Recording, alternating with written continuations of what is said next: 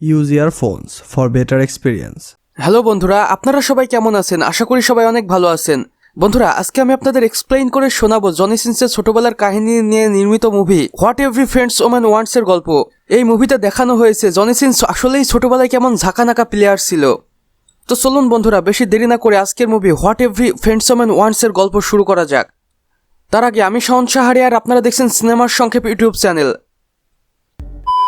বন্ধুরা, মুভির শুরুতেই আমরা রজার নামের এই বালককে দেখতে পাই। এই বালকটি আসলে জনি সিন্সের চরিত্রে অভিনয় করছে।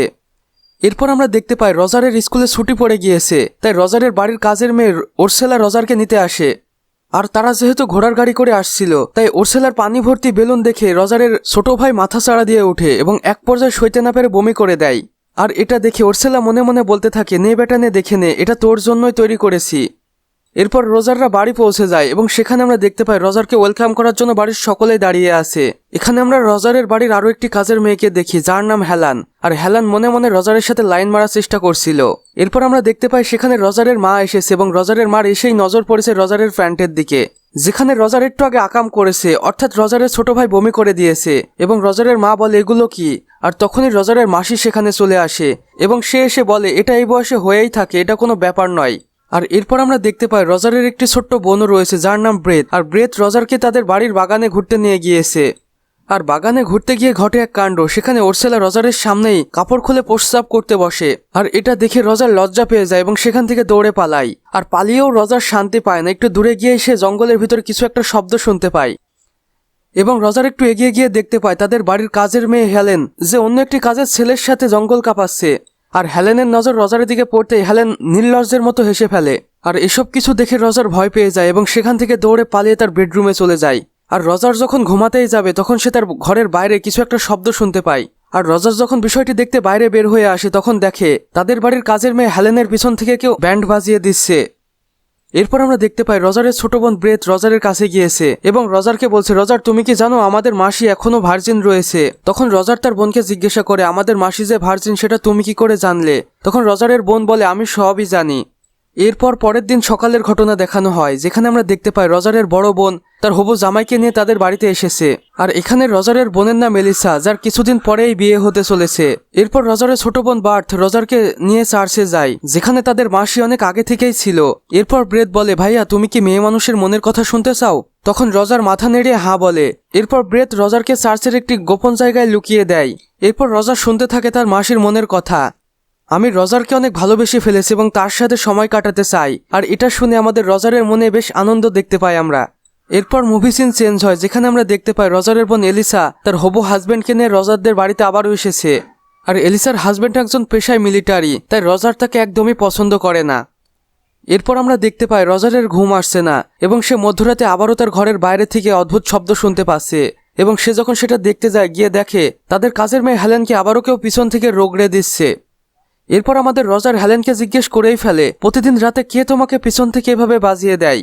কিন্তু হেলেন তাকে কিছুই বলে না, বরং মুচকি হেসে রজারকে একটি ব্যাড টাচ করে সেখান থেকে চলে যায়। এরপর রজার তার আঙ্কেলের কাছে যায় বিষয়টি বলার জন্য, কিন্তু রজার গিয়ে দেখে তার আঙ্কেল রীতিমতো হাতগাড়ি চালাচ্ছে। বন্ধুরা, ব্যাপারটা বোঝেন একবার, বাড়ির কি অবস্থা। আর এখানে আমরা বুঝতে পারি রজারের আঙ্কেলও বিশ্বসেরা লুলুমিয়া। যাই হোক বন্ধুরা, যেখানে আমরা দেখতে পাই রজার চুরি করে তার আঙ্কেলের রুমে ঢুকে পড়েছে এবং সেখানে একটি খারাপ বই পাই। আর বইটি নিয়ে রজার সেখান থেকে তার রুমে চলে যায়। এরপর মুভি সিন চেঞ্জ হয়, যেখানে আমরা দেখতে পাই রজার লুকিয়ে লুকিয়ে বইটি পড়ছে এবং ব্যাপক বিনোদন নিচ্ছে। আর তখনই সেখানে তাদের বাড়ির একটি কাজের ছেলে চলে আসে এবং অপর পাশে আমরা হেলেনকে দেখতে পাই। আর এখানে আবারও সুযোগ পেয়ে কাজের ছেলেটি হেলেনকে আচ্ছা করে রগড়ে দেয়, যা লুকিয়ে লুকিয়ে সবই আমাদের রজার দেখছিল। এরপর আমরা দেখতে পাই রজারের বাড়িতে রজারের বোনের বিয়ের অনুষ্ঠান শুরু হয়ে গিয়েছে। আর এখানে সুযোগ বুঝে রজার তার বোনের বইয়ের সাথে আঙ্কেলের ঘর থেকে আনা খারাপ বইটি পাল্টে নেয়। আর রজারের বোন যখন বইটি পড়ে তখন রজারের বোন অবাক হয়ে যায় এবং কাউকে কিছুই বলে না। এরপর আমরা দেখতে পাই রজার লুকিয়ে লুকিয়ে দূর থেকে তার বোনের বই পড়া দেখছে এবং ভীষণ মজা নিচ্ছে। এরপর আমরা দেখতে পাই রজার হেলেনের কাছে গিয়েছে এবং হেলেনকে পিছন থেকে জড়িয়ে ধরে ঘ্যাপাঘ্যাপ করার চেষ্টা করছে, কিন্তু হেলেন অন্য কেউ মনে করে ভুলবশত একটি থালা দিয়ে রজারের মাথায় বাড়ি মেরে বসে। এবং এরপর হেলেন রজারকে সরি বলে। আর এখানে আমরা বুঝতে পারি হেলেন ও রজারের সাথে ইন্টিমেট হতে চাই। এরপর আমরা দেখতে পাই হেলেন ও রজার দুজনে ইন্টিমেট হওয়ার জন্য সম্পূর্ণ প্রস্তুত, কিন্তু তখনই সেখানে বাড়ির আরো একটি মোটা কাজের মেয়ে চলে আসে এবং সে এসে সবকিছুরই 12টা বাজিয়ে দেয়। এরপর আমরা রজারের বাড়ির সামনে একটি পিয়নকে দেখতে পাই যে একটি চিঠি নিয়ে এসেছে এবং বলছে যুদ্ধ শুরু হয়ে গিয়েছে। আর এখানে আমরা বুঝতে পারি মুভিটির সেই সময়কার যখন ফ্রান্স এবং জার্মানি যুদ্ধ হচ্ছিল।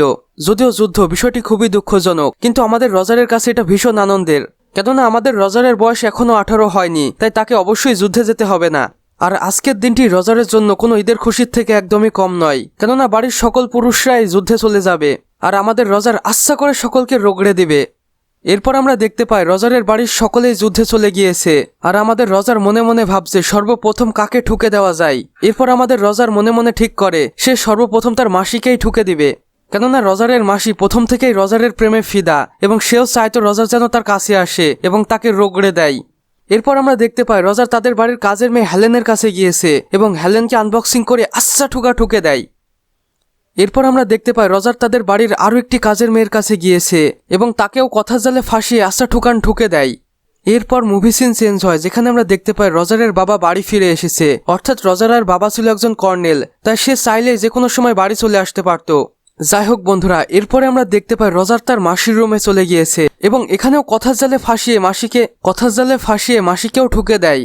এরপর আমরা দেখতে পাই রজারের বাড়ির সেই কাজের মেয়ে এসেছে, কিন্তু আজকে দুর্ভাগ্যবশত কেউই তাকে পেছন থেকে ঠুকে দিচ্ছে না। আর কি করেই বা ঠুকে দিবে, কারণ সকলেই তো যুদ্ধে চলে গিয়েছে, বাড়িতে আছে শুধুমাত্র আমাদের রজার।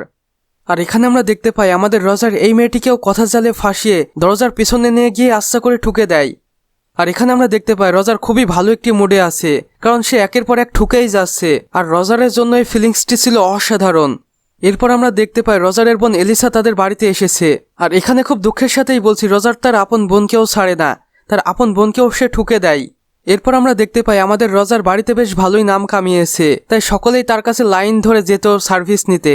কিন্তু এবার তো রজার সকল হাদি পার করে দেয়, কেননা সে তিনজনকে একসাথে সার্ভিসিং করে। আর এভাবেই যুদ্ধের সময় রজারের দিনগুলো খুবই ভালো কাটছিল। আর এভাবেই কয়েক মাস পার হয়ে যায় এবং রজারের বোন রজারকে এসে বলে আমি প্রেগনেন্ট, আর এই একই কথা বাড়ির সকলেই রজারকে বলে।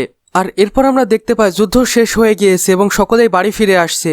আর এখানে রজার প্ল্যান করে এবং সে বলে আজকে তুমি যেভাবেই হোক দুলাভাইয়ের সাথে ইন্টিমেট হবে।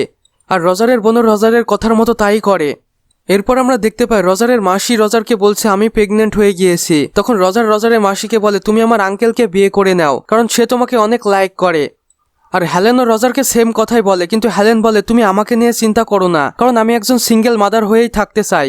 এবার আমরা দেখতে পাই দেশ স্বাধীন হয়ে গিয়েছে এবং সবকিছুই স্বাভাবিক, তাই রজারের স্কুলও খুলে দিয়েছে আর রজার এখন স্কুলে চলে যাচ্ছে।